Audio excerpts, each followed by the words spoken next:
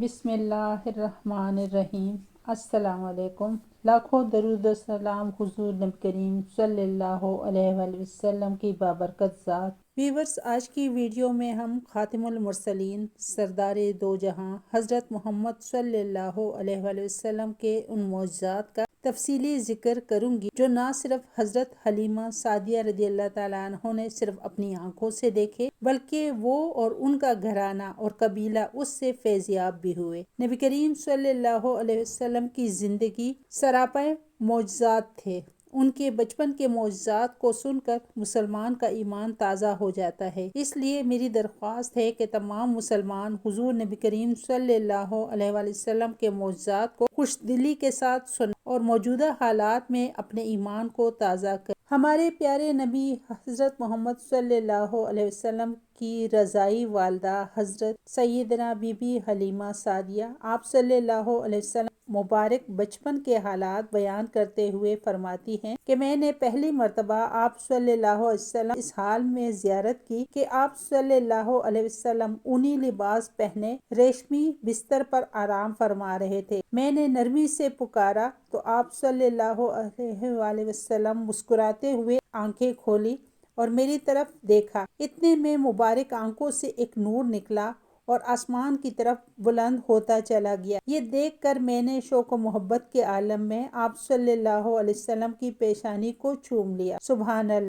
Be be Halima Sadia فرماتی ہیں کہ میرا قبیلہ بنی سعد قحط میں مبتلا تھا۔ جب میں آپ صلی اللہ علیہ وسلم کو لے کر اپنے قبیلے میں پہنچی تو قحط دور ہو گیا، زمین سرسبز و شاداب ہو گئی، درخت پھلدار اور جانور فربا ہو گئے۔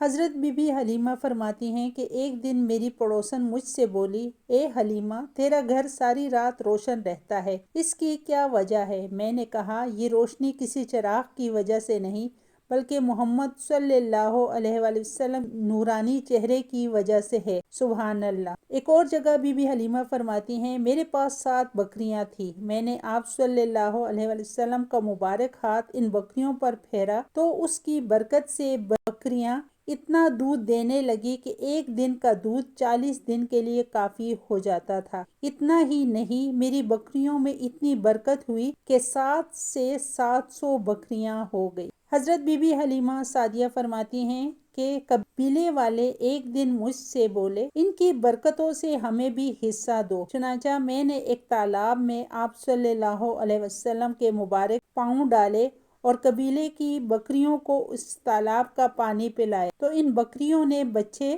جنے اور قوم ان کے دودھ سے خوشحال اور مالدار ہو گئی۔ بی بی حلیمہ فرماتی ہیں، ایک دن میں حضرت محمد صلی اللہ علیہ وآلہ وسلم کو گود میں لیے بیٹھی تھی کہ چند بکریاں قریب سے گزری، ان میں سے ایک بکری نے آگے بڑھ کر آپ صلی اللہ علیہ وآلہ وسلم کو سجدہ کیا اور سر مبارک کو بوسہ دیا۔ اللہ اکبر۔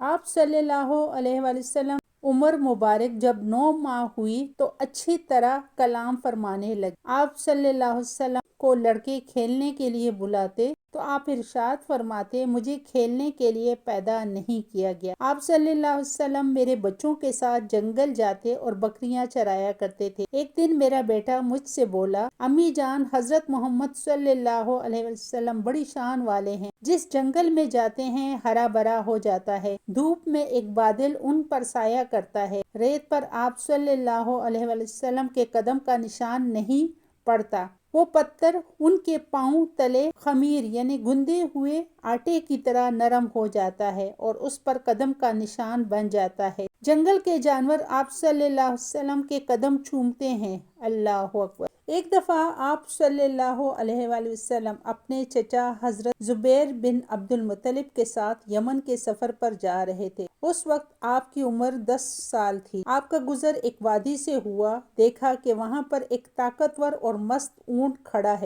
جو کسی کو گزرنے نہیں دیتا، لیکن جب آپ صلی اللہ علیہ وسلم کو دیکھا تو اپنا سینہ رگڑنے لگا۔ آپ صلی اللہ علیہ وسلم اپنے اونٹ سے اترے اور اس اونٹ پر سوار ہو گئے اور اس وادی کو پار کیا۔ ایک دفعہ آپ صلی اللہ علیہ وسلم اپنے بکریوں کے پاس کھڑے تھے کہ 2 سفید لباس والے آدمی آپ کے پاس آئے آپ نے دیکھا کہ ان کے پاس سونے کا تشت جو برف سے بھرا ہوا تھا، انہوں نے مجھے لٹایا اور میرے پیٹ کو چیرا، میرے دل کو باہر نکالا اور دل کو چیر کر اس میں سے سیال لوتھڑا نکال دیا اور پھر واپس میرے جسم میں رکھ دیا اور کہا کہ اس کا وزن اس کی امت کے 2 آدمیوں سے کرو۔ چنانچہ میرا وزن ان 2 آدمیوں سے زیادہ تھا۔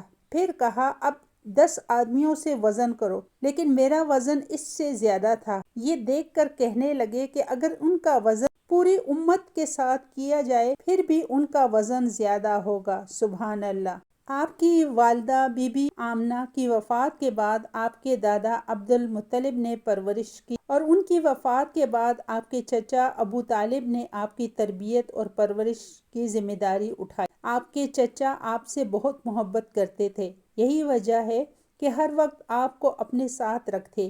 آپ بھی ان سے بالکل باپ جیسی محبت کرتے تھے۔ بچپن میں ان کے ساتھ کھانا تناول کرتے تو کھانا بچ جاتا، لیکن جس دن ساتھ نہ کھاتے تو ضرورت ہی پوری نہ ہوتی۔ یہ سب آپ کی برکت سے ہوتا اور اکثر آپ کے چچا کہتے، بیٹا محمد صلی اللہ علیہ وسلم تم بہت برکت والے ہو، یہ سب برکتیں اور رحمتیں آپ کی موجودگی سے ہوتی ہیں۔ سبحان اللہ۔ جی ویورز، مجھے امید ہے آپ کو میری آج کی ویڈیو پسند آئی ہوگی اور اس ویڈیو سے آپ نے اپنے ایمان کو تازہ کیا ہوگا۔